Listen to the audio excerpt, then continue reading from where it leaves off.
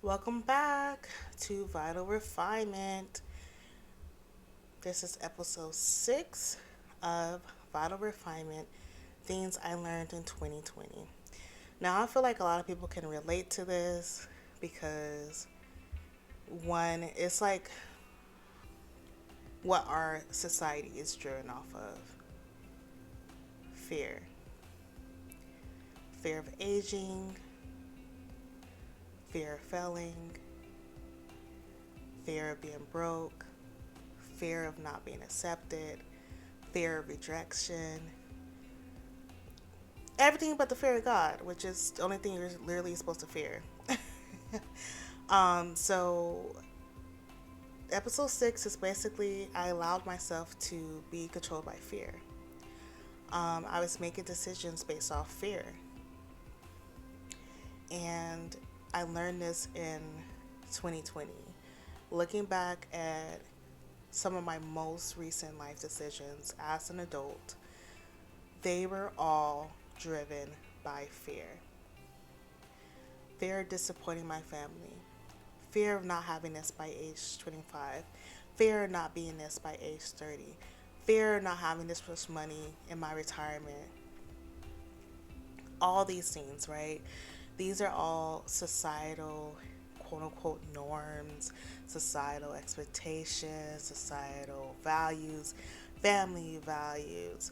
Like, this all go back to episodes 1 and 2 that I spoke about. When you don't know your personal values, your personal virtues, like, this is going to make you live for others, make you be a people pleaser, and cause you to live from a place of fear.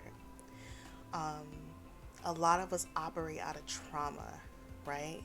What is trauma? It's a form of fear. Fear of something is that caused us harm is going to happen again. And this is how I was living life. I was living life fearful of disappointing others, fearful of failing, and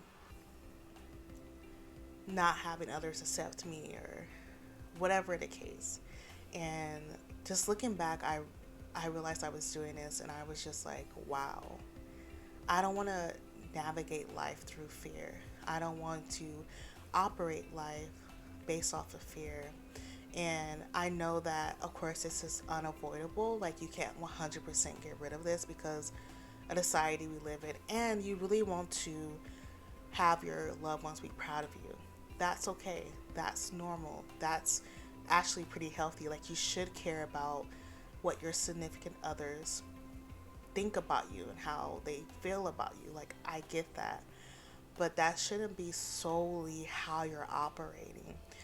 That should be maybe 30%.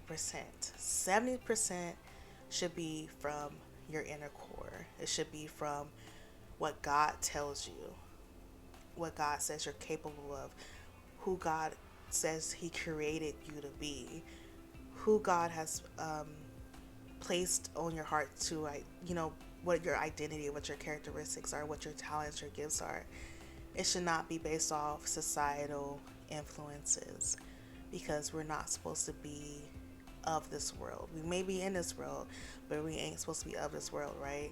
And unfortunately, a lot of our families, especially American families, are very structured around societal values and societal influences.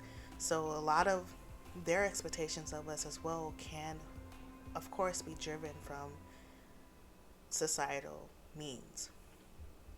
So once I figured out that I was allowing myself to be controlled by fear, I forced myself to challenge myself. Basically, so when thoughts came up around making a decision or thoughts came up around putting something into action, I was like, am I operating out of fear right now, or are any of these decisions being driven by fear?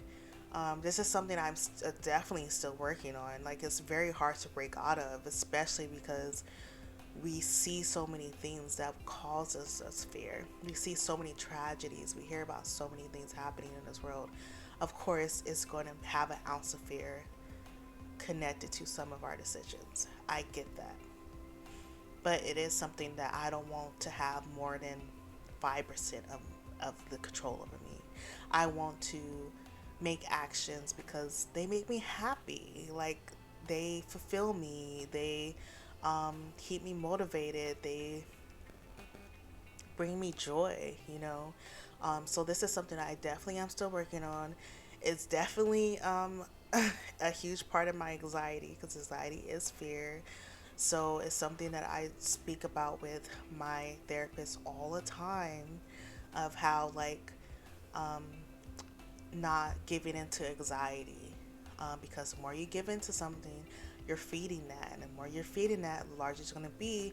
The larger it's going to be, the more control it can have over you.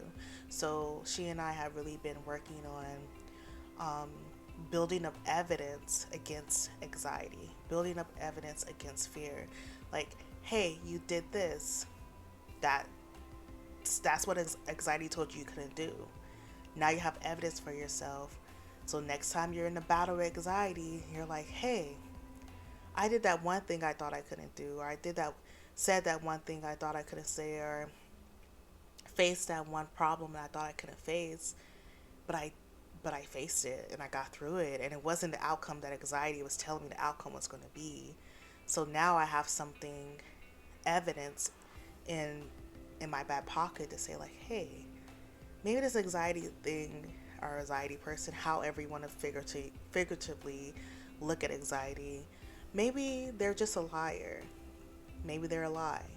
Maybe this is just all false, which is something I learned in one of my studies recently for my work, is that like 80% of our thoughts are lies.